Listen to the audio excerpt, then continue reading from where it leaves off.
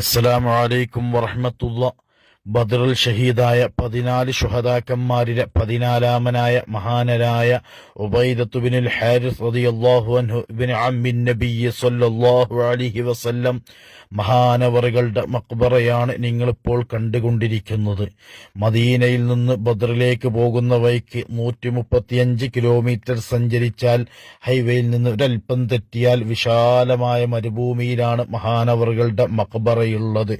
Alhamra എന്ന സ്ഥലത്തിന് സമീപമാണ്. അൽഹംറയിൽ നിന്ന് ബദറിലേക്ക് പോകുന്ന വഴിക്ക് വീണ്ടും ഒരു 5 കിലോമീറ്റർ സഞ്ചരിച്ചാൽ മഹാനവറുകളുടെ മഖ്ബറയിൽ എത്തിച്ചേരാൻ സാധിക്കുന്നതാണ്. ബാക്കി ബദറിൽ ഷഹീദായ 13 പേരുടെയും മഖ്ബറ ബദറിൽ തന്നെയാണുള്ളത്. മഹാനായ ഉബൈദത്ത് ബിനുൽ ഹാരിസ് റളിയല്ലാഹു അൻഹു ഇബ്നു അമ്മിൻ നബിയ്യി സ്വല്ലല്ലാഹു അലൈഹി വസല്ലം മഹാനവറുകൾ യുദ്ധം കഴിഞ്ഞ് മദീനയിലേക്ക് പോകുന്ന വഴിക്കായിരുന്നു ഷഹീദായത്.